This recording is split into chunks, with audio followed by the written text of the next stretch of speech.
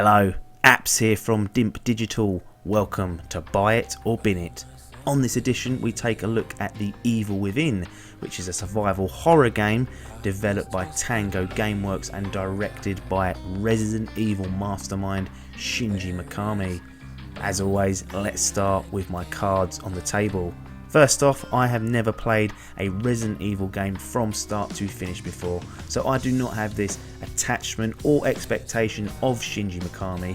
As I like to say, I'm fresh off the boat for this one. Secondly, it is January 2016 and this game was released in October 2014, but as usual I will be judging it as though it had come out in 2016. It's not going to get any favours from me just because it's a slightly older game. Thirdly, I have had 3 people tell me not to bother with this game, it's probably not worth me investing my time, so you have to remember my expectations for this title going in were very, very low indeed.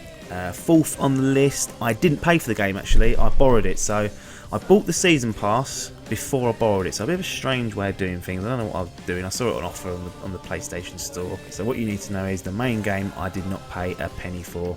Last 2 points, it's on the PS4 that I played it and it was on survival difficulty. You are only given 2 options to start with, casual and survival. For some reason I was feeling a little bit ballsy and I went for survival and stuck with it until the end. So I get The Evil Within with these rock bottom expectations, and when I first boot the game up and see it playing and actually start playing it, I fear the worst, because when it comes to its presentation and performance, The Evil Within does not do itself any favours. To me it looks a little bit like an upscaled PS3 title. That might be a little bit harsh, but it doesn't run very smooth either, and it looks a little bit rough, and the frame rate isn't great at times, so that's a bit of a negative on the game. It's not as clean as I would have liked it. But what I will say in terms of the presentation to do with the sound is that part of The Evil Within is fantastic. Whether it's the creaking of doors, the creatures moaning, or the satisfying sound of a headshot, The Evil Within nails this. And if you play with good surround sound or a decent set of headphones, this is going to up the quality too. Moving on to the story and the setting, by now you probably know I'm a stickler for a good story, and The Evil Within has a good concept, but it just doesn't tell the story very well. The story doesn't even get going until about 2/3 of the way through, and even then it doesn't really explain much about the deranged world you find yourself in. Instead, once you complete the game, you unlock the model viewer, which has details about the enemies, the world, why they're there, how they got in this state, so it really fleshes it out. But it's not in the actual game itself as you play through, and it's such a shame because it gives you some great insight and perspective into the world of The Evil Within. Why they couldn't just put these in the form of notes or books in the game for you to pick up, I don't know. And I know that's a cheap way of doing it, but do not lock it away as a post-game bonus. What doesn't help its cause is that the characters are a bit dull, and Sebastian, who you take charge of, is just a shit standard cop. He's had some tough situations in his life, and he's turned to the drink to try and get over it, yada yada yada, you know the rest. Just a standard cop with shit kicking off in his life. It's all very wooden if you ask me. So not great in terms of the story front, and for the settings and environments, I'm playing a survival horror game, so I'm expecting it to be set at night all the time with creaky old houses, rain and thunder, and you do get plenty of that. But what The Evil Within does really well is it introduces you to some great, bright and interesting environments to work your way through. It keeps things fresh, and I was really surprised and pleased to discover this, so good job for not sticking to the status quo. Now let's crack on to the actual game design. How does it play? Now it's a little bit give and take with The Evil Within. If you listen to the podcast, you'll know on episode 48 I slagged it off saying it was broken and it spammed you with enemies. I was really babying it, and in some aspects of it is valid.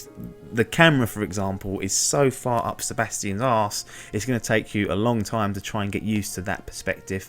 And in typical survival horror fashion, it's a little bit sluggish and awkward when it comes to the controls.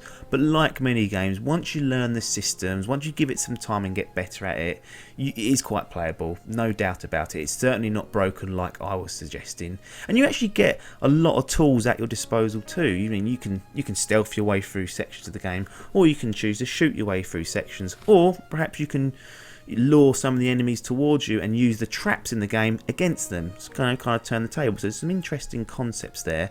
As a player, you're going to find Sebastian very vulnerable. He can only sprint for about 2 to 3 seconds before almost collapsing in a heap.